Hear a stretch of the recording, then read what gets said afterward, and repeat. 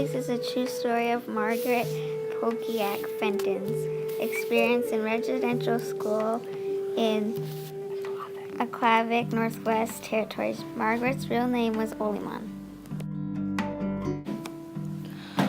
Oliman enjoyed it when her older sister Rosie read to her.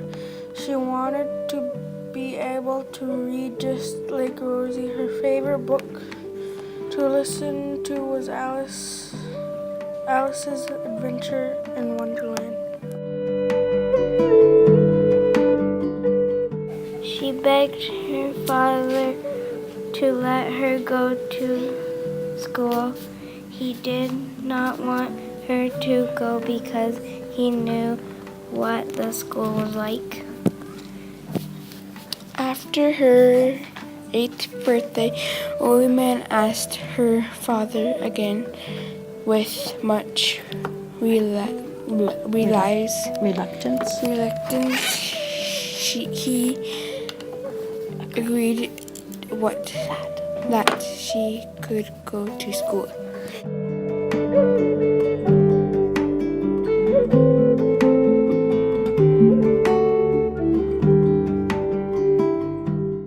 She ran to tell her mother the news.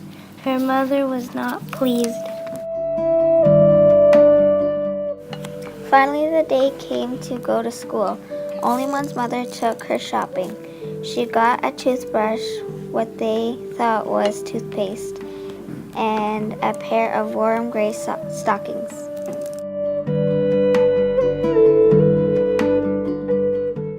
Oliman's parents took her to school.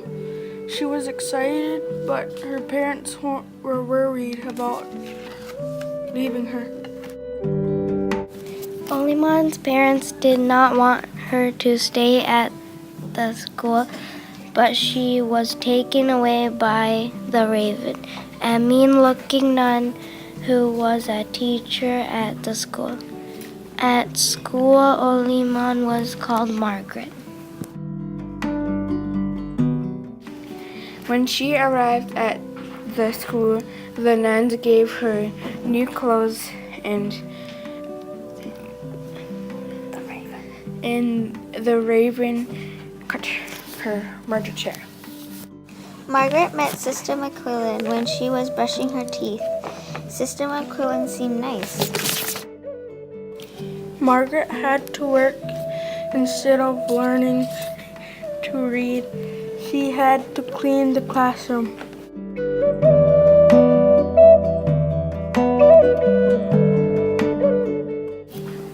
She had to clean the bathrooms.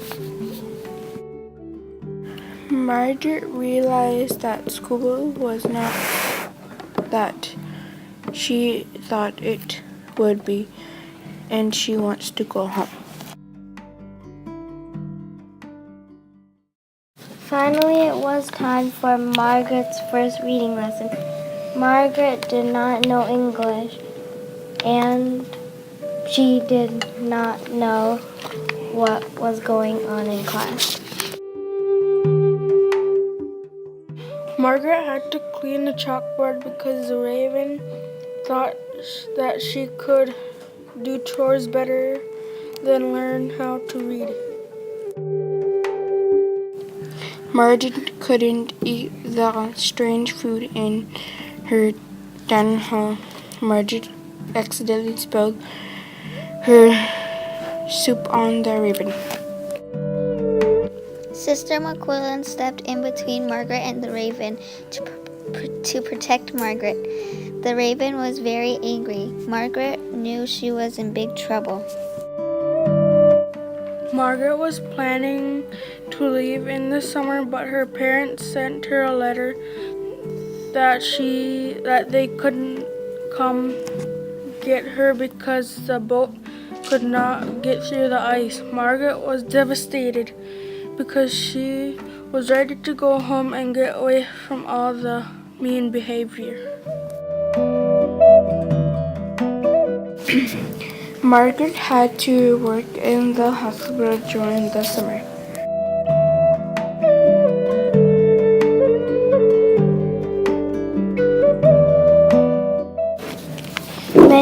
people were sick, so Margaret had to do even more work. When school started again, the girls had to write letters home saying that they liked the school, but Margaret wrote the truth. Margaret got in more trouble from the Raven, but Sister McQuillan stepped in again to protect Margaret.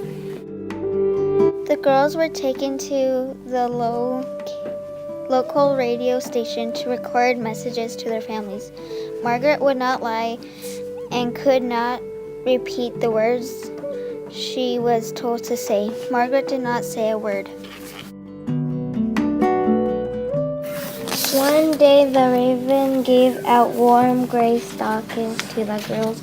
Margaret was happy because she wanted to get the stockings her mother had brought her.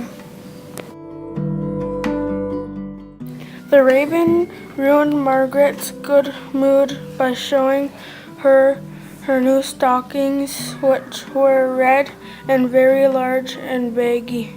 Everyone else got gray stockings, but Margaret got red ones because the Raven hated her. The other girls picked on Margaret because of her new red stockings. They called her fatty legs, and Margaret got in more trouble for calling them names in return. Margaret had to do laundry as a punishment. She burned the red stockings in the fire under the laundry tub. Everyone had to look for the missing stocking. Sister McQuillan told Margaret to go to get her gray stockings back from the storeroom. Margaret called Sister McQuillan the Swan.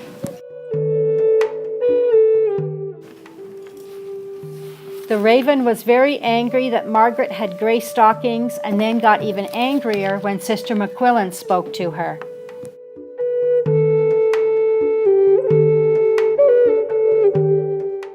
Margaret got a letter from her parents saying she could go home by boat and they would meet her. Margaret thanked Sister McQuillan for being so kind to her. Sister McQuillan gave Margaret her own copy of Alice's Adventures in Wonderland, and she called her by her real name, Olimon.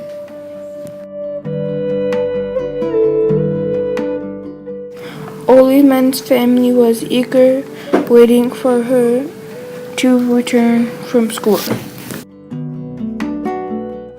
Her dad knew her right away, but her mom didn't recognize her. Olimon went home with her family. That night she read to her family and she felt happy again.